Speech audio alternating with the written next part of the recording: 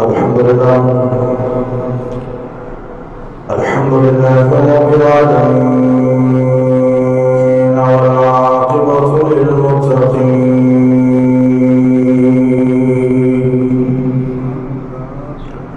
والصلاة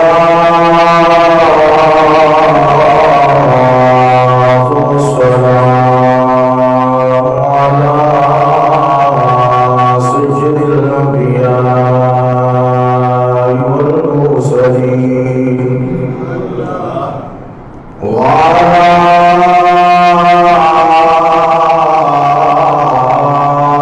آله وأهل بيته وأزواجه وأصحابه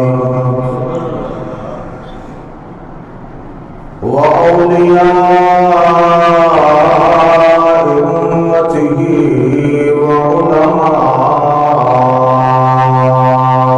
أهل سنته أجمعين. أما بعد فأعوذ بالله من الشيطان الرجيم. بسم الله الرحمن الرحيم. ولله على الناس حج البيت من استطاع إليه سبيلا. صدق الله مولانا العظيم. إن الله وملائكته يصلون على النبي يا أيها الذين آمنوا صلوا عليه وسلموا تسليما. محبت کے ساتھ پڑھ لیجیے، کوئی زبان خاموش رہے. الصلاة والسلام عليك يا سيدي يا رحمة للعالمين وعلى آلك وأصحابك يا سيدي يا رحمة للعالمين. جمعۃ المبارک کا دن ہے. میرے نبی پاک علیہ الصلوۃ والسلام کا ارشاد گرامی ہے.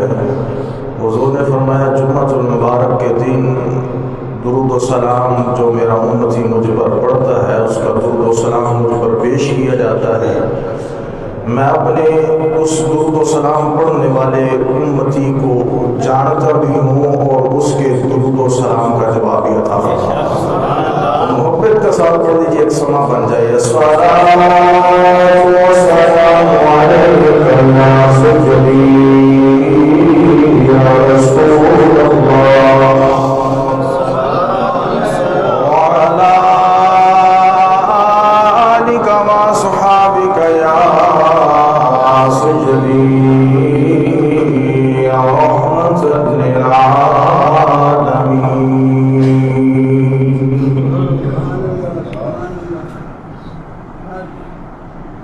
اللہ جل جلالہ وعظم شانہ وعظم برہانہ کی حمد و ثنا کے بعد حضور نبی کریم تاجدار انبیاء سید الانبیاء سید الورا تاجدار مدینہ تاجدار العطا رحمت قلب و سینہ بزم مصدر کائنات جناب احمد مجتبی حضرت محمد مصطفیٰ صلی اللہ علیہ وآلہ وسلم کی بارگاہ اقدس پناہ میں ہدیہ درود و سلام پیش کرنے کے بعد حضرت اکرامی اللہ کریم کا شکر ہے کہ اللہ تعالیٰ نے ہم سب کو شرف المخلوقات انسان پیدا فرمایا اور پھر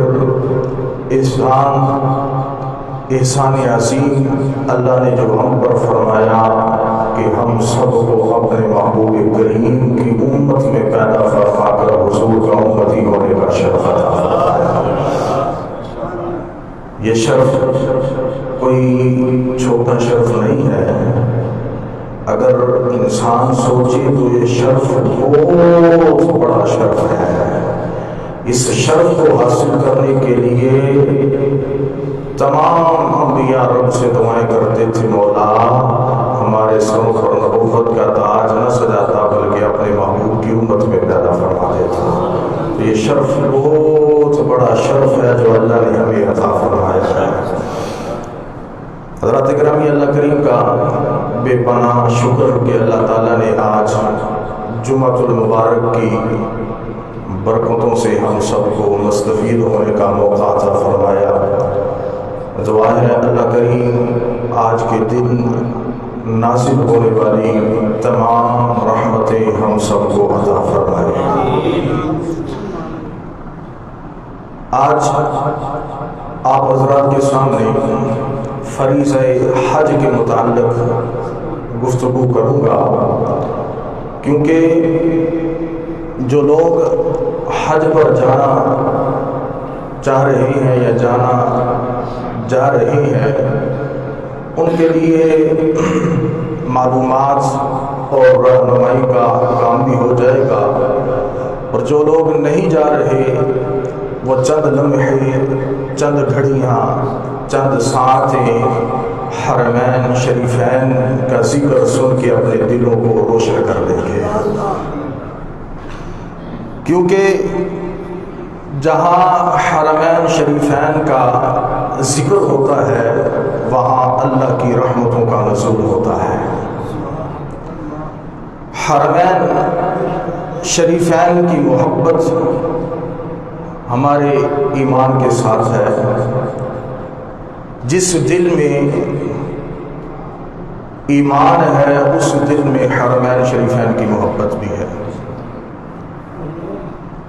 اور ایمان پر خاتمے کے وظائف میں سے ایک وظیفہ یہ بھی ہے کہ جس شخص کے دل میں حرمین شریفین کی محبت ہوگی اللہ کریم اس کا خاتمہ بھی ایمان فرما دے گا۔ تو یہ کتنی بڑی نفع بخش محبت ہے کہ جس کے دل میں مدینہ منورہ اور مکہ شریف کی محبت ہوگی اللہ کریم مرتے وقت اس کی زبان پر کلمہ طیبہ جاری فرما دے گا۔ اور ویسے بھی جہاں انسان کا دل ہوتا ہے وہاں ہی انسان بھی ہوتا ہے۔ جسم چاہے جہاں بھی ہو، جسم کراچی میں ہو، دل مدینہ منورہ میں ہو، جسم لاہور میں ہو، دل مدینہ میں ہو، جسم فیصل آباد کی زمین پر ہو، دل مدینہ میں ہو، تو ایمان سے بتائے وہ شخص کہاں رہتا ہوگا؟ وہ یقیناً مدینہ منورہ میں ہی رہتا ہوگا۔ تو اس لیے دل جس کا جہاں ہوگا وہ وہیں رہتا ہوگا۔ تو حرمین شریفین کی محبت یہ ایسی محبت ہے جس کے ذریعے اللہ کریم انسان کا خاتمہ بالایمان فرما دیتا ہے۔ فتنوں کے اس دور میں حرمین شریفین کی محبت ایک بہت بڑی نفع بخش ہے ہمارے لیے۔ اللہ کریم ہم سب کو ہمارے دلوں میں حرمین مکہ اور مدینہ کی محبت عطا فرمائے۔ حرمین شریفین یہ کوئی عام شہروں کی طرح عام شہر نہیں ہے۔ جس طرح کوئی کہے کہ لاہور اور مکہ، کراچی اور مکہ، فیصل آباد یا مدینہ شریف، تو یہ دو شہر مکہ اور مدینہ شریف یہ عام شہروں کی طرح نہیں ہے، اس لیے کہ یہ شہر یہ مقدس وادیاں ہیں، مقدس شہر ہے، اس لیے کہ ان کی گلیوں کے اندر، اس مقدس وادیوں اور مقدس شہروں کی گلیوں کے اندر آمینہ کے لال کے قدموں کے بوسے لیے ہیں۔ آمینہ کے لال کے اس شہر زمین مکہ اور مدینہ نے حضور علیہ الصلوۃ والسلام کے قدموں کے بوسے لیے ہیں۔ تو اس لیے یہ عام شہروں کی طرح نہیں ہے۔ حضرت موسیٰ نبی جن علیہ السلام کو جب اللہ تعالیٰ نے کوہ طور پر بلانا چاہا اور آپ تشریف لے جا رہے تھے تو اللہ تعالیٰ نے موسیٰ نبی جن علیہ السلام کو فرمایا موسیٰ کوہ طور پہ آ رہا ہے تو اپنے نعلین اتار دے، جوتے اتار دے اور ننگے پاؤں آؤ۔ قرآن فرماتا ہے فَخْلَعْنَا عَلَيْكَ، رب نے موسیٰ علیہ نبی جن علیہ السلام کو فرمایا موسیٰ جوڑے اتار دو، جوتے اتار دو، ننگے پاؤں آؤ۔ اب موسیٰ علیہ نبی جن علیہ السلام کو جوتے اور جوڑے اتارنے اور ننگے پاؤں آنے کا کیوں حکم اتار فرمایا؟ اس لیے کہ اِنَّكَ بِالْوَادِ الْمُقَدَّسِ طُوًى، رب نے فرمایا موسیٰ کوہ طور پہ آ رہا ہے، یہ جگہ کوئی عام جگہ نہیں ہے بلکہ مقدس جگہ ہے، وادی مقدس ہے۔ حضرات گرامی جہاں تورات نازل ہو، جہاں رب تورات اتارے، وہ جگہ عام جگہ نہیں ہوتی بلکہ مقدس وادی بن جاتی ہے۔ تو جس جگہ قرآن اترتا ہو اس جگہ کی شان کا عالم کیا ہوگا؟ جگہ تورات اترتی تھی اس جگہ کو رب نے فرمایا وادی مقدس ہے، جس جگہ رب نے قرآن نازل فرمایا ہے اس جگہ کی شان کا عالم کیا ہوگا؟ تو اس لیے یہ شہر کوئی عام شہر نہیں ہے، یہ آمینہ کے محبوب کے شہر ہے۔ دوسری شان اس شہر مکہ کی یہ ہے کہ ان شہروں کی زمین پر انبیاء کرام علیہ السلام کے قدم لگے ہیں۔ کئی انبیاء کرام علیہ السلام اس مکہ شریف کے اندر موجود ہیں، ان کے مزارات، ان کے قبریں موجود ہیں۔ علامہ مولا علی قاری رحمۃ اللہ تعالی علیہ اپنی کتاب مرقات شرح مشکات کے اندر 70 نبیوں کا ذکر کرتے ہیں کہ 70 نبیوں کے مزارات مکہ شریف کے اندر ہیں، 70 نبیوں کی قبریں مکہ شریف کے اندر ہیں۔ تو آج اگر کسی شہر میں کسی علاقے کے اندر کسی ولی کا مزار ہو، کسی ولی کی قبر ہو، تو ہم اس شہر کا نام لیتے وقت خالی گولڑا نہیں کہتے بلکہ گولڑا شریف کہتے ہیں۔ کس جگہ آج اگر اللہ کے ولی کا مزار ہو، اللہ کے ولی کی قبر ہو، تو ہم اس جگہ کو پاک وطن نہیں کہتے بلکہ پاک وطن شریف کہتے ہیں۔ آج اگر کسی علاقے کے اندر کسی شہر کے اندر کسی اللہ کے ولی کا، اللہ کے ولی کی قبر یا مزار ہو، ہم اس شہر کو سلطان پور نہیں کہتے بلکہ سلطان پور شریف کہتے ہیں۔ آج اگر کسی علاقے کے اندر کسی شہر کے اندر اللہ کے ولی کی قبر ہو، اللہ کے ولی کا مزار ہو، ہم اس کو علی پور نہیں کہتے بلکہ علی پور شریف کہتے ہیں۔ تو خود اندازہ لگائیں کہ جہاں ایک نہیں بلکہ 70 نبیوں کے مزارات ہو، 70 نبیوں کی قبریں ہو، تو وہ شہر کتنے عظیم ہوں گے، وہ شہر کتنے بلند ہوں گے، وہ شہر کتنے شان والے ہوں گے۔ تو ان شہروں کے بارے میں اللہ تعالیٰ نے فرمایا ان اول بیت وضع للناس للذی ببکۃ مبارکا وہدی للعالمین، فرمایا روئے زمین پر جو سب سے پہلے گھر بنا انسانوں کے لیے وہ کون سا گھر ہے؟ فرمایا مکہ شریف ہے۔ ان اول بیت وضع للناس للذی ببکہ، فرمایا لوگوں کے لیے جو سب سے پہلے گھر بنا وہ بیت اللہ ہے، مکہ شریف کے اندر۔ اور اسی آیت کے اگلے حصے میں اللہ تعالیٰ نے فرمایا وَلِلَّهِ عَلَى النَّاسِ حِجُّ الْبَيْتِ مَنِ اسْتَطَاعَ إِلَيْهِ سَبِيلًا، اور اللہ کے لیے ہے اس گھر کا طواف جو اس کی استطاعت رکھتا ہو۔ تو اللہ کریم نے اس آیت کے اندر حج کی فرضیت کا ذکر فرمایا ہے، وَلِلَّهِ عَلَى النَّاسِ، اور لوگوں کے لیے ہے۔ لوگ بیت اللہ شریف کا حج کریں، بیت اللہ شریف جا کر اس کا طواف کریں، تو یہ جو کرنا ہے اگر اس کی نیت خالص ہوگی، نیت اللہ کی رضا ہوگی، اللہ کی خوشنودی ہوگی، تو وہ بندہ جب گھر سے حج کے لیے نکلتا ہے، جب تک واپس آتا ہے، واپس آنے تک وہ اللہ کی عبادت میں ہوتا ہے۔ حدیث شریف میں آتا ہے، نبی پاک علیہ الصلوۃ والسلام نے ارشاد فرمایا کہ جس شخص کا حج قبول ہو جائے نا، جس شخص کا حج قبول ہو جائے، نبی علیہ الصلوۃ والسلام نے فرمایا اللہ تعالیٰ قیامت والے دن اس شخص کو 300 گنہگاروں کی شفاعت کا حق ادا کر دے گا۔ جس کا حج قبول ہو جائے، اب حاجی کی عظمت دیکھے کہ جس کا حج قبول ہو گیا اس کو حاجی کہتے ہیں۔ کل قیامت والے دن 300 لوگ ایسے جن پر جہنم واجب ہو چکی ہوگی، رب نے فیصلہ کر دیا ہوگا یہ جہنم میں جائیں گے، ان کو عذاب ہوگا، وہ 300 لوگ حاجی کی دعا کے صدقے جہنم سے نکل کر جنت میں داخل ہو جائیں گے۔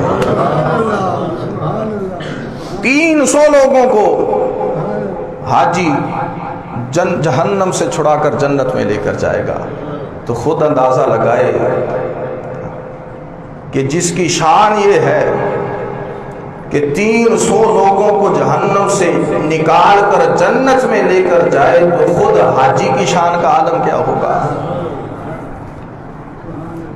بہت پیاری روایت ہے، صحیح ابن حبان کے اندر یہ روایت موجود ہے۔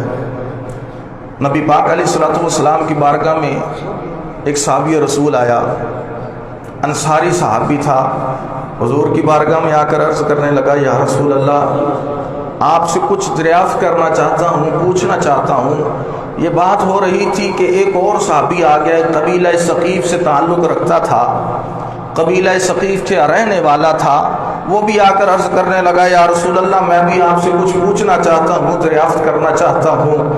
کملی والے نے فرمایا یہ انصاری پہلے آیا ہے تو اس کے سوالوں کا جواب میں دوں گا۔ تو انصاری نے کہا یا رسول اللہ یہ مسافر ہے، پہلے اس کا سوالوں کا جواب دے دیں، میں تو ادھر ہی رہنے والا ہوں، میں بعد میں لے لوں گا۔ اب کملی والے کے اگلے جملے سنیے گا۔ فرمایا اس ثقیفی صحابی کو جو قبیلہ ثقیف سے آیا تھا، فرمایا اے میرے غلام، جو تو سوال کرنا چاہتا ہے، جو تو سوال کرنا چاہتا ہے، اگر تو چاہے تو تیرے سوال بھی بتا دوں اور ان سوالوں کا جواب بھی بتا دوں۔ میرے نبی کو سب پتا ہوتا ہے۔ فرمایا اگر تو چاہتا ہے تو جو تیرے ذہن میں سوال ہے ان سوالوں کو بھی بتا دوں اور سوالوں کے جواب بھی بتا دوں، اور اگر تو چاہتا ہے جو تو مجھ سے سوال کر میں ان سوالوں کا جواب تجھے دے دوں۔ حضور علیہ الصلوۃ والسلام کو فرمایا اگر تو چاہتا ہے جو تیرے ذہن کے اندر سوال ہے ان سوالوں کا جواب میں تجھے دے سکتا ہوں اور وہ سوال بھی بتا سکتا ہوں کہ تیرے ذہن کے اندر کیا چل رہا ہے۔ وہ غلام ہاتھ باندھ کر عرض کرتا ہے یا رسول اللہ، جانتا تھا کہ میرے نبی کو سب پتا ہے۔ اس نے یہی نہیں کہا یا رسول اللہ میں سوال کرتا ہوں اور آپ جواب دیجئے گا۔ جب حضور نے کہا نا کہ سوال بھی میں بتاتا ہوں جواب بھی میں دوں گا، ہاتھ باندھ کر غلام عرض کرتا ہے سونے آ کملی والے آ، سوال بھی آپ بتا دیں جواب بھی آپ بتا دیں۔ حضور علیہ الصلوۃ والسلام نے فرمایا اچھا تیرے ذہن میں پہلا سوال یہ تھا۔ اس نے نماز کے متعلق کچھ پوچھا، حضور علیہ الصلوۃ والسلام نے نماز کے متعلق اس کو بتایا، کچھ سوال تھے۔ پھر انصاری صحابی کی طرف حضور نے فرمایا ہاں تو بھی بتا، تیرے سوالوں کا جواب بھی میں دوں اور تیرے سوال بھی بتاؤں۔ اس نے بھی عرض کیا رسول اللہ آپ ہی بتا دیے میرے سوال بھی اور میرے سوالوں کا جواب بھی۔ کملی والے نے ارشاد فرمایا تیرا پہلا سوال یہ تھا، تو پوچھنا یہ چاہتا تھا کہ جب حاجی حج کرنے کے لیے اپنے گھر سے نکلتا ہے اللہ کریم اس کو ثواب کتنا عطا فرماتا ہے۔ دوسرا تیرا سوال یہ تھا کہ جب حاجی وقوف عرفات کرتا ہے، عرفات کے میدان میں ٹھہرتا ہے، اس وقت رب اس کو کتنا ثواب عطا فرماتا ہے۔ تیسرا سوال یہ تیرا تھا کہ جب حاجی شیطان کو کنکریاں مارتی ہے اس وقت رب اس کو کتنا ثواب عطا فرماتا ہے۔ چوتھا سوال تیرا یہ تھا کہ جب سر منڈوایا جاتا ہے، جب سر پہ بال کو منڈوایا جاتا ہے اس وقت رب حاجی کو کیا ثواب عطا فرماتا ہے۔ پانچواں سوال تیرا یہ تھا کہ آخر میں جو بیت اللہ کا सवाब रब कितना अता फरमाता है। फरमाया हाँ बता अंसारी तेरे यही सवाल थे ना। अंसारी कसम उठा के बोलता है या रसूल अल्लाह मुझे रब्बुल इज्जत की कसम है, खुदा की इज्जत की कसम, जो सवाल मैं पूछना चाहता था आपने उसी तरह बता दिया है।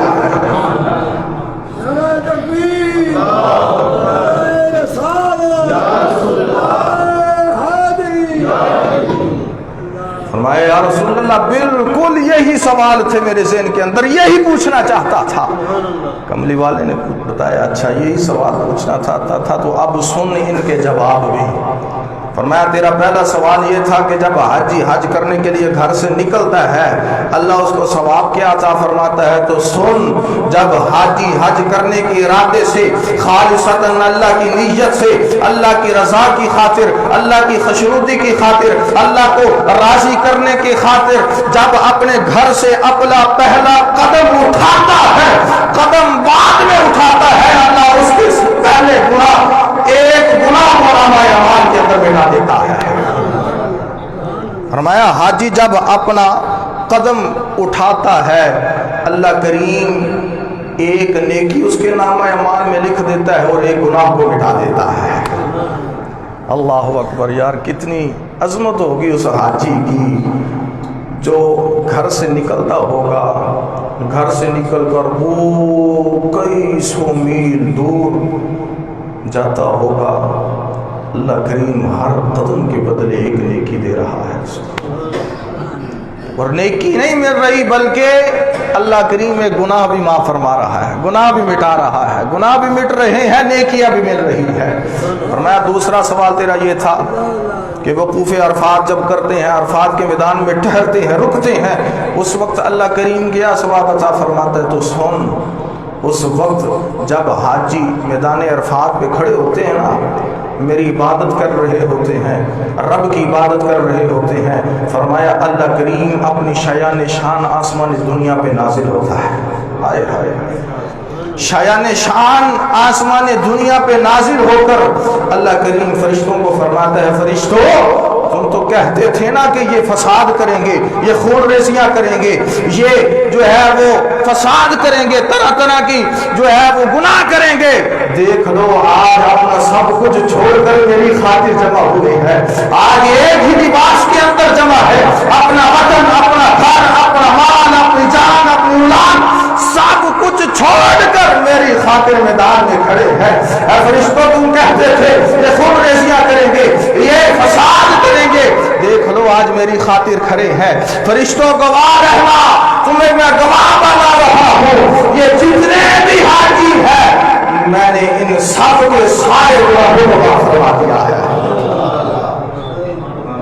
फरमाया अगर इनके गुनाह बारिश के कतरों के बराबर भी हो मैं उन सारे गुनाहों को माफ फरमा दूंगा, रेत के जर्रों के बराबर भी इनके गुनाह हो मैं इन सब को माफ फरमा दूंगा। तुम कहते थे ये खून रेजियां करेंगे, देखो ना मेरे लिए आकर शायान शान रब आके ऐलान फरमाता है और गवाह किसको बनाता है, फरिश्तों को गवाह बनाया जा रहा है। वाह हाजी तेरी शान। अल्लाह करीम हम सबको हज की तौफीक अता फरमाए, जो हज पे गए हैं अल्लाह करीम उनके हज को कबूल फरमाए। तीसरा सवाल नबी पाक अलैहिस्सलातु वस्सलाम से पूछा गया, या रसूल अल्लाह, हुजूर ने खुद बताया था कि या रसूल अल्लाह जब शैतान को कंकड़ियाँ मारी जाती हैं तो उस वक्त अल्लाह करीम उस हाजी को क्या सवाब अता फरमाता है। तो नबी पाक अलैहिस्सलातु वस्सलाम ने इरशाद फरमाया उस वक्त अल्लाह करीम जो उसको सवाब अता फरमाता है ना, क़यामत तक कोई ऐसा आ ही नहीं सकता जो उसके सवाब को जान सके, जो उसके सवाब को नाप सके। अल्लाह करीम इतना सवाब अता फरमाता है, उसको सवाब को रब जानता है या रब का रसूल जानता है। मार शैतान को कंकरियां रहे हैं लेकिन रब सवाब इतना अता फरमाता है, इतना अता फरमाता है, फरमाया क़यामत तक उसके सवाब को कोई जान नहीं सकता, इतना अल्लाह सवाब अता फरमाता। चौथा सवाल جو حضور نے فرمایا جب حاجی سر منڈواتا ہے اللہ کریم اس کو کیا ثواب عطا فرماتا ہے؟ نبی پاک علیہ الصلوۃ والسلام نے فرمایا جو سر منڈواتا ہے حاجی کل قیامت والے دن اس کے جتنے بال اس نے منڈوائے تھے زمین پر گرے تھے وہ سارے بال کل قیامت والے دن اس کے لیے نور بن کے اس کے سامنے آ جائیں گے۔ وہ بال نور بن جائیں گے، وہ نور اس کے سامنے آ جائے گا۔ اور پانچواں سوال میرے نبی پاک علیہ الصلوۃ والسلام نے جو فرمایا اے انصاری صحابی ہے میرے غلام تو یہ پوچھتا تھا کہ جب حج کر کے فارغ ہو کے آخر میں بیت اللہ کا حج کیا جاتا ہے اس وقت رب کیا ثواب عطا فرماتا ہے؟ سنو ایمان تازہ کرو، میرے نبی نے کیا شان عطا فرمائی ہے۔ حاجی با تیری قسمت پہ قربان، تیری عصمت پہ قربان، تیری شان پہ قربان، جب حج کر کے حاجی واپس بیت اللہ کا حج کا طواف کرتا ہے، طواف کے وقت نبی پاک علیہ الصلوۃ والسلام نے ارشاد فرمایا رب اس کو جو ثواب عطا فرماتا ہے ثواب عطا نہیں فرماتا بلکہ رب اس کے سارے گناہوں کو معاف فرما دیتا ہے۔ فرمایا وہ گناہوں سے اس طرح پاک ہو جاتا ہے جیسے آج ہی ماں کے پیٹ سے پیدا ہوا ہے۔ اللہ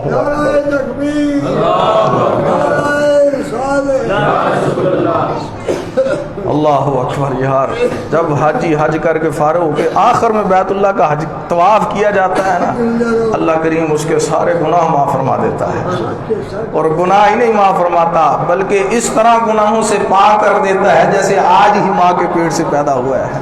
کا یومن والدتہ امہ، فرمایا وہ اس دن کی طرح ہو جاتا ہے جس دن وہ پیدا ہوا تھا۔ اللہ اکبر، بس دعا کیا کرو یارو اللہ ہمیں بھی حج کی توفیق عطا فرمائے۔ حج کیا شان ہے حج کی، انسان جب واپس لوٹتا ہے تو اس حال میں ہوتا ہے کہ اس کے بدن پر کسی قسم کا گناہ ہی نہیں ہوتا، وہ ہر طرح کے گناہ سے پاک ہو جاتا ہے۔ لیکن کچھ گناہ ہے جو تلافی کے ذریعے معاف ہوتے ہیں، تلافی کے بغیر گناہ معاف نہیں ہوتے۔ اب بندہ 10 کروڑ کا ڈاکہ ڈال کے 6 لاکھ کا حج کرنے چلا جائے اور بندہ کہے جی میرے سارے گناہ معاف ہو گئے ہیں، تو یہ تو ممکن نہیں ہے۔ جب تک وہ جو اس نے ڈاکہ ڈالا تھا وہ ان کے حقداروں تک ان کا پیسہ نہیں پہنچا دیتا، جب تک اپنے گناہوں سے تلافی نہیں کر لیتا تب تک اس کا گناہ معاف نہیں ہوگا۔ اب بندہ قتل کر کے حج کرنے چلا جائے اور حج کر کے واپس آئے تو بندہ کہے جی میں تو گناہوں سے پاک ہو گیا ہوں، اس کا گناہ بھی یہ نہیں مٹے گا، یہ تب تک نہیں مٹے گا جب تک وہ قصاص نہیں دے دیتا، جب تک وہ دیت نہیں دے دیتا۔